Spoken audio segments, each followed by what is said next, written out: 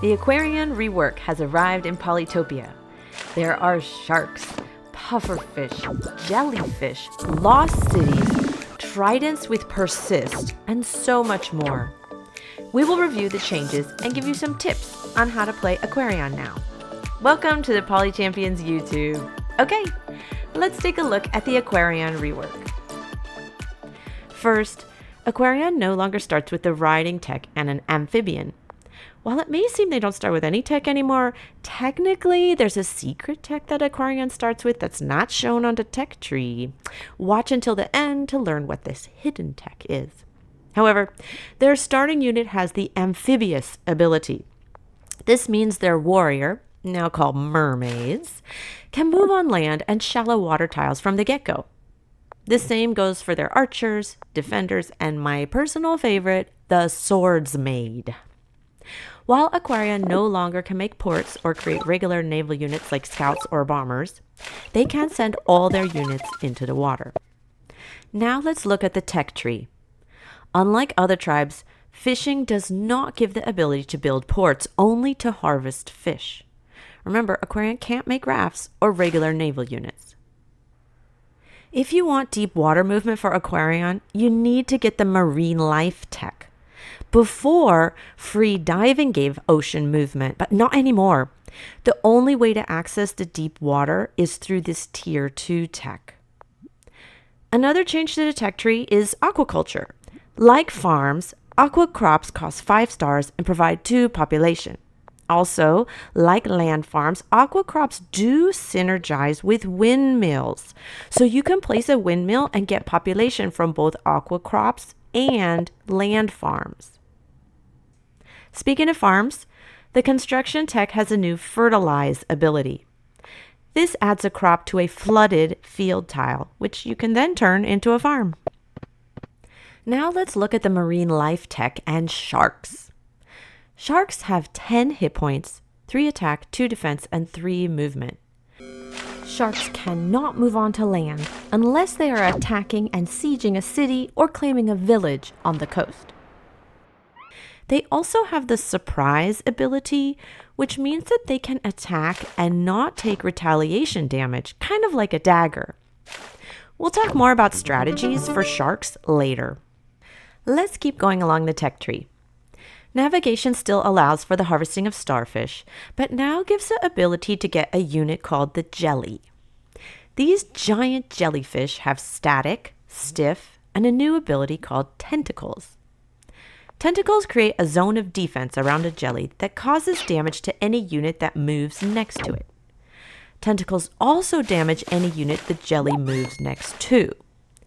So while the jelly technically has 0 attack, the tentacle mechanism is more like a proactive defense. Also, their movement is limited to water tiles, and the static trait means they cannot become veterans. Looking the other direction on the tech tree, the roads tech is replaced with waterways and comes with 2 items, atolls and flood. So what does an atoll do? Atolls connect to other atolls and cities that are within a 3-tile radius or 2 tiles between. From what I can see, these are similar to city connections through mycelium. The atoll doesn't need to be adjacent to a city to connect, just within the city borders. The other new thing that comes with the waterways tech is flood ability, and there's a lot to learn about it. A flooded tile is a square that both land and water units can move on. Aquarion units can flood drylands tiles in neutral territory, their own territory, or enemy lands. Mountain tiles cannot be flooded. You can see that mountain tiles do not have the little flooded trait. When an Aquarion unit captures a village or city, the tile with that city automatically gets flooded. The important thing about the flood ability is that it usually takes a unit to actively change the tile and flood it. There are a couple exceptions on how to flood, and we'll get to that later. However, you can't do anything else with the unit if you use it to flood, kind of like how you cannot heal a unit if you move or use it to attack on the same turn. Also, you may need to flood a tile in order to allow an atoll to connect. There are a couple other ways to flood a tile.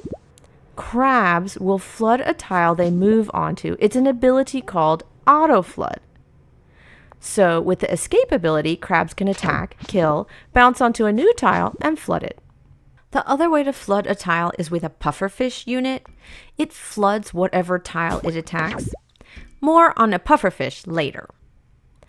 Other tribes can change a flooded tile to a drylands tile with the landfill option. As with the flood action, units cannot move or attack if you want them to landfill. That's all they can do on that turn. This new type of flooded tile in the game means that rammers, scouts, and bombers can move onto flooded tiles and attack. When they move onto a flooded tile, those units also have the option to disembark. However, while units with the water trait can move onto flooded tiles, they cannot go more than one tile at a time. Flooded tiles act as difficult terrain for naval units with the water trait, kind of like how a forest tile stops a rider on land. This flooded difficult terrain affects some Aquarion units if they have that water trait. Here, the shark, which can usually move 3, has a water trait and can only move 1 flooded tile. Same for the pufferfish and for the jellies. We'll get to them in a bit. However, the movement of units with the amphibious trait are not limited by flooded tiles, so amphibians, tridents, and crabs can go their full distance. A side note about regular tribes that have cities on flooded tiles, they can build ports there, which might even give them water access in a city that previously had none. A final word about the waterways tech. Aquarion units cannot use roads to gain movement, not even with allied roads. Looking at the forestry branch, instead of the catapult, or the aquapult as it was called in beta, we finally get to that pufferfish. Similar to a catapult, they have 4 attack, 0 defense, and a range of 3, but they can move 2. In addition to doing damage when a pufferfish attacks, the projectile floods the target tile. Also, there doesn't need to be a unit on the tile the puffer targets in order to drench the tile and flood it. Now let's talk about a few new features for Aquarion that are not in the tech tree. If an Aquarion unit claims a deep water ruin that's at least 3 tiles away from a village, it will turn into a lost city. These level 3 cities only come from ruins in those deep ocean tiles and if it's not too close to other cities or the edge of the map. These cities make 2 stars per turn and come with a wall. Otherwise, Aquarion ruins act like any other ruin. A big change to Aquarion is that tridents no longer have the escape ability.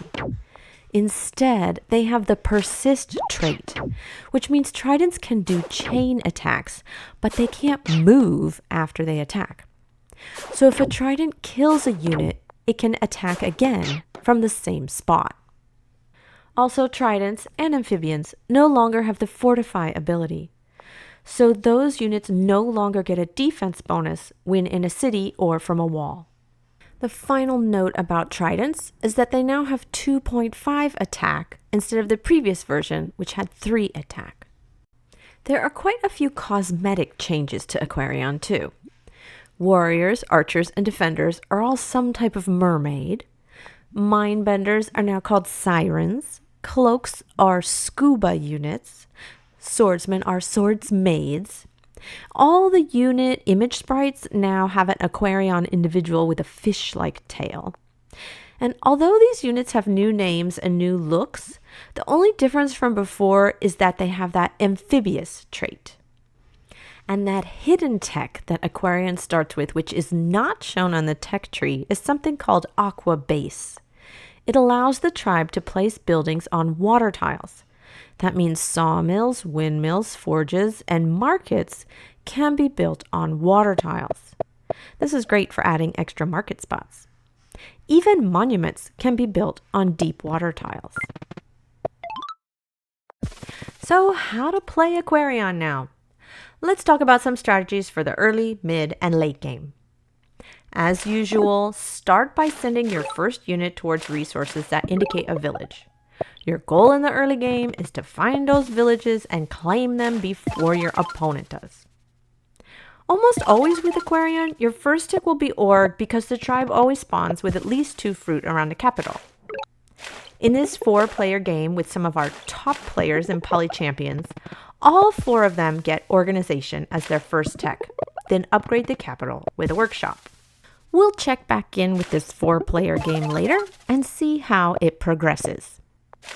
However, if you're playing on a water map, and let's face it, if you're playing Aquarion, you really should be playing on a map with water, fishing may make a good early tech, especially if you can use it to upgrade your second city.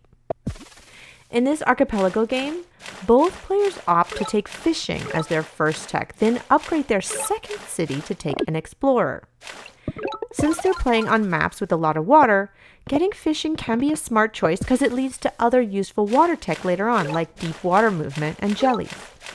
We'll also come back to this archipelago match in the mid-game. Also, if you want to capture those ruins in the open ocean and get the lost cities, you need to take the marine life tech. The other tech that's absolutely worth getting in the early game is riding. Just like on land with riders, amphibians are that unit with the best early game bang for your buck.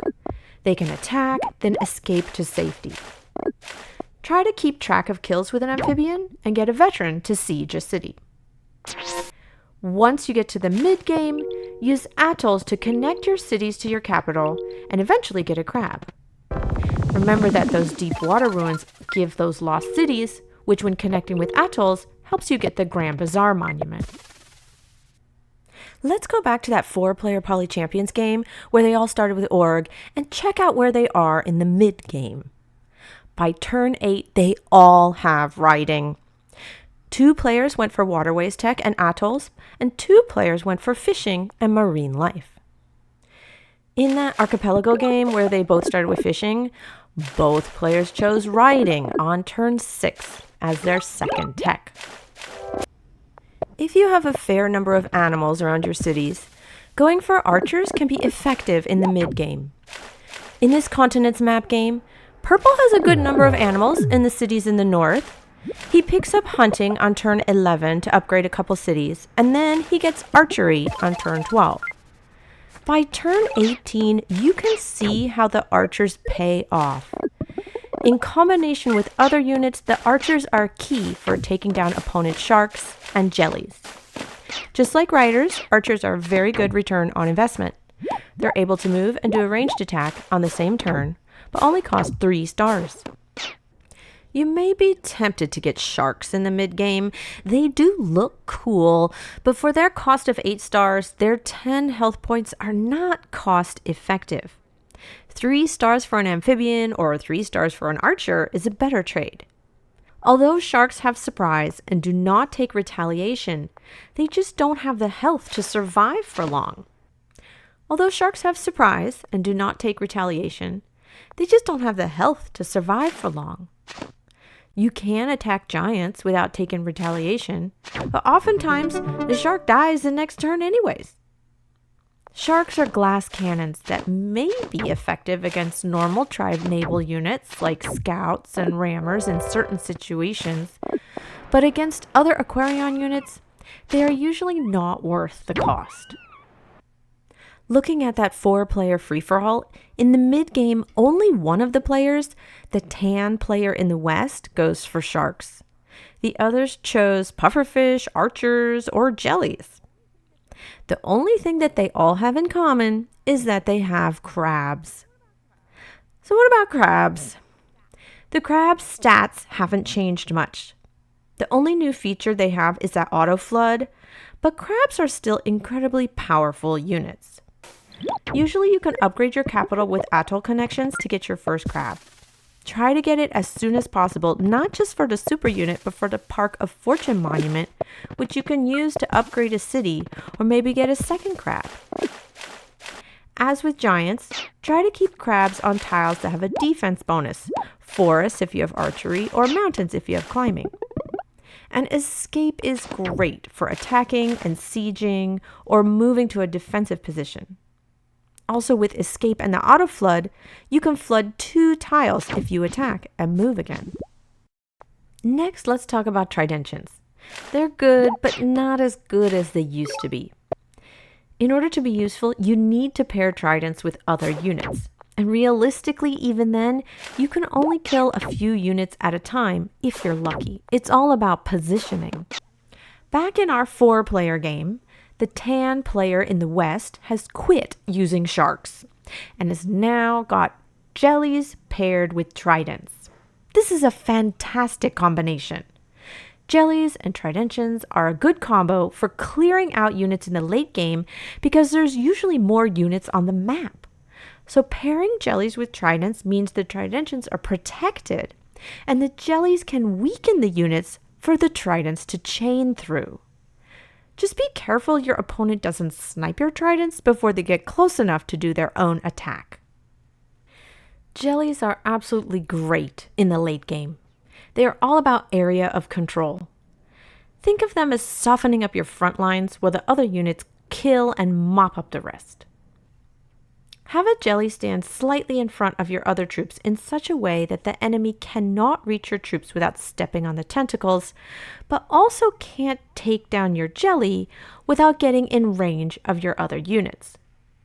If you're advancing forcefully enough, you'll be able to move your jelly forward together with your other units to keep some cover going. Back in our archipelago match, on turn 16, the game looks pretty even as far as the numbers go. Pink has 6 cities and 22 stars per turn. Yellow has 7 cities and 21 stars per turn. They both have 1 crab. However, pink goes for navigation and jellies. Yellow relies on sharks. By turn 18, pink's jellies have pushed forward, wiping out many of yellow's riders and sharks, sieging with a crab. Yellow doesn't stand a chance. Rushing navigation to get jellies can work on water-heavy maps if you have enough fish to upgrade your cities. It also helps if you have some starfish you can collect. Here, the host in pink gets fishing, marine life, and thanks to a lucky population run, can afford navigation on turn 6. He gets a navigation tech, makes 1 jelly, and positions units on top of 2 starfish. Then he harvests the starfish, which allows him to afford even more jellies. Some final strategy notes about late game Aquarion. Remember, you can build on water. So if you have level 3 production buildings like windmills or forges, you can place those and the markets on water to maximize your income. While the aquatism tech did not change, it does give a defense bonus to all units on shallow and deep water tiles, but not the flooded tiles. But the tech straight up buffs every single naval unit you have on the water. It also helps protect them from trident chains. Okay, that's our review of Aquarion, as well as tips for the early, mid, and late game. A huge thanks to these Poly Champions League members for their help with this guide. What do you think about the Aquarion rework? Did we miss anything important? Leave a comment and let us know. Thanks for watching. Please like and subscribe. It helps us a lot. Want to learn from the best players? Join our Discord. A link to the Discord server is in the description. Take care. See you on the next one.